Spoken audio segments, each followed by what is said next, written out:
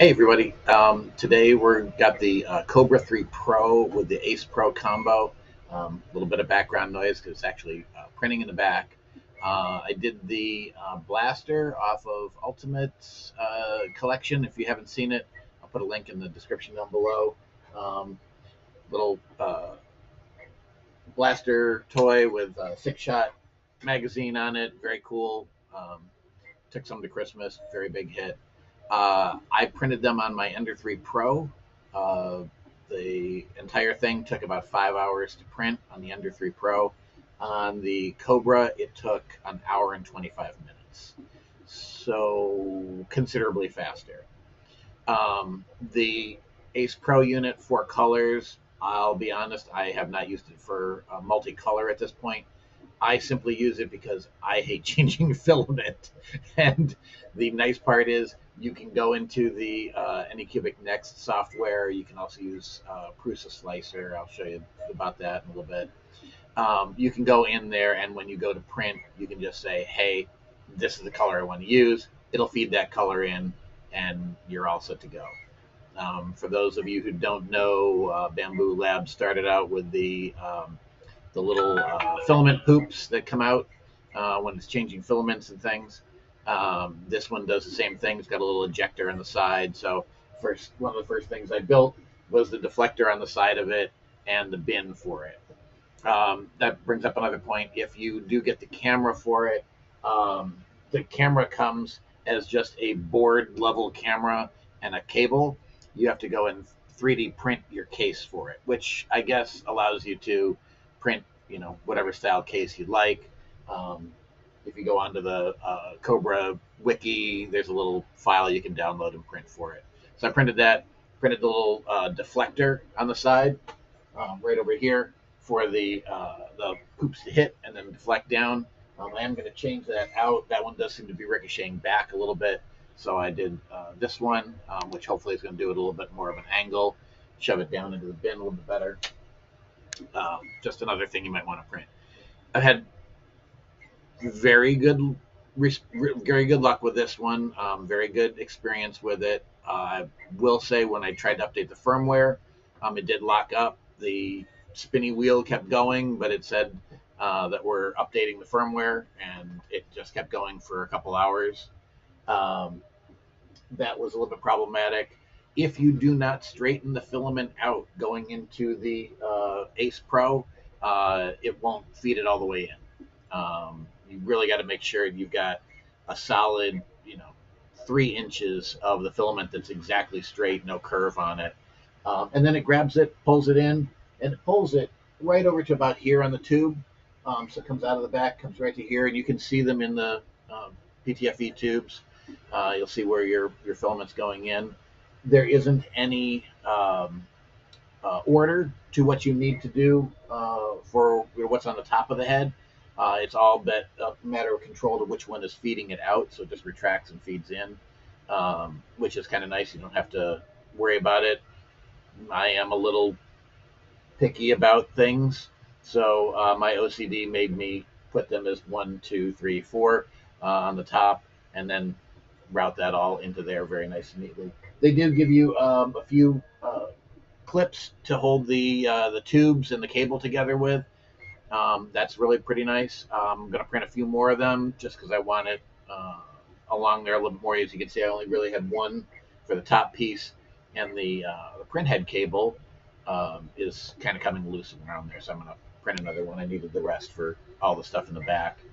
Another interesting note on the cabling, very much easier than other printers. That orange cable going into the print head is actually a USB-C cable, so it's giving power and data across a single cable. Again, a lot less trouble cabling up than other ones. And the only other cable is a X-axis cable that goes right up from the side and into the X-axis motor, little 4-pin connector that goes into there.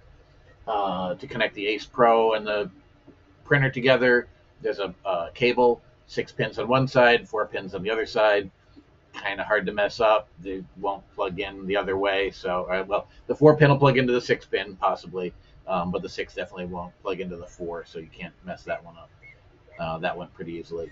The other things right now, I'm still not able to get Octoprint working on it. That's my first task, is to try to get that working. I'm a big fan of Octoprint. If you haven't used it before on other printers, it's wonderful. Nice web interface and all that. Um, the other thing on the Anycubic software was getting the LAN print, remote print, working off the Anycubic Next software. Updated the firmware, again, had the problem with the update, rebooted it.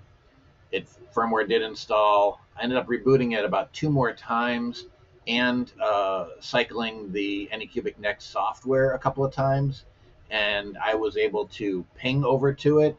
IP address is coming up correctly, both items on the same Wi-Fi. Ping was working, everything was working, but unfortunately, Anycubic Next was just not seeing it. After, again, about 2 reboots of the printer, 2 reboots of the software, it finally found it, and it does work. There's an icon that I didn't immediately see in the software called Workbench, and it, once you see it, you can't unsee it. But I didn't see it initially. Under Workbench, you go ahead and you set up the printer, and you can go into Workbench while your print's going and see a little bit of status of it. Uh, but the software works okay. I do like the Prusa Slicer. Have not gotten that to be able to remote print yet, but hopefully I'll get Prusa Slicer working with that. I have heard that it is a clipper chipset on the printer, and the one clipper option in Prusa did not work yet. So we will keep going along with it. Again, um, solid printer, very speedy. A couple of things that I don't like on it. One more thing, the time lapse. There's a built-in time lapse on it. For those of you who have used like Octalapse or Hyperlapse on the Octoprint, very, very smooth, very configurable as to when it's taking it, the least amount of interference in your print, not messing up your print, not taking too excessively long to do your prints. The one that I did initially with the Anycubic Next software, not good at all. Very jittery, very blurry. Unhappy with it in general. There is supposedly a smooth option for it. You do a drop down in the Anycubic Next software and choose smooth. That supposedly takes the print head to the same spot every time. Unfortunately, it takes it over to the little filament tray on the side, which to me is a long ways off. Again, with some of these Hyperlapse and Octalapse softwares, they'll go to a certain spot within the model. Could be better, but the software was really pretty much just put out in July of 2024, so I'm sure they've got a number of updates to do. I would definitely recommend putting in a whole bunch of support tickets to the Anycubic site with features that you'd like to see in Anycubic Next, so that maybe we can get all these things into the next revision for us. That's all I've got for this for today. Hope you all had fun. Again, I'll put the link to the that model that I'm printing in the text below. Thanks very much. Bye-bye.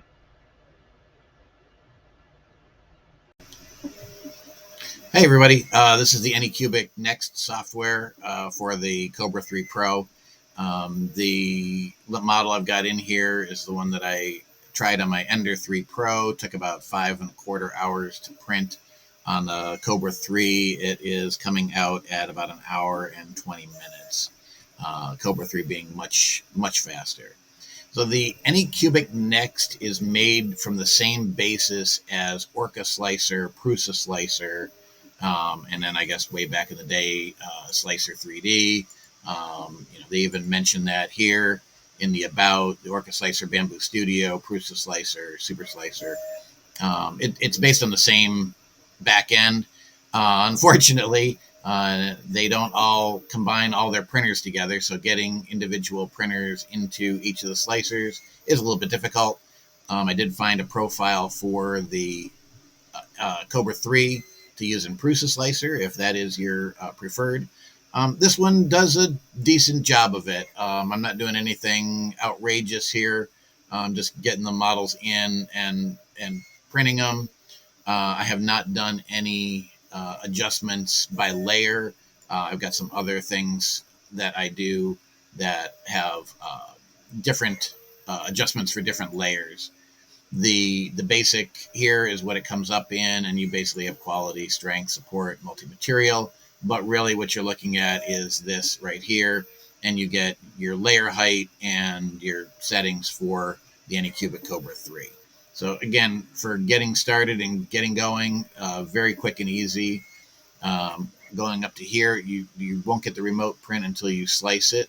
People have been worried about that. Also, in the workbench, until you add a printer and go here and find a device, you won't get your printer in there. I did have to reboot the printer and the software a couple of times in order for it to find it, but I have found it, and you can see it's right here at my network. Right now it's printing this, an hour and 32 minutes total to go, 29 minutes left. So you get a little bit of information here. There is no history. There is no reprint like you can with Octoprint. You can control your Ace Pro from here and set up what you've got in each one of them. You can see I've got a gray, blue, red, and this actually happens to be the Cookie CAD unicorn filament in this one. They didn't have a multicolor for that. But you can set up your Ace Pro in here. And then, again, once you go to the prepare, you can select your filaments here. You can add additional filaments if you wanted to have different colors. So you can add in and have all 4 filaments in there. And then, select an item, and you can make each of those objects a different color. And you can choose that right here. So I can go here and choose a filament color. Other than that, like I say, it's a fairly basic software. One of the things that I mentioned in the overview video of the software or the printer was the time lapse. So there's a traditional and a smooth. The smooth is supposed to go into the same location on the print every time and give you a little bit smoother transition on your time lapse. I would definitely try that one the next time I do this, because the traditional was very, very jittery, all over the place. Not something you're going to want to put up on a site or, to show off your model. That's about it with the software. Basic functions up here. I haven't found anything up here that's extraordinary. You can color paint and change some things, but pretty much basic settings. All right. Thanks all.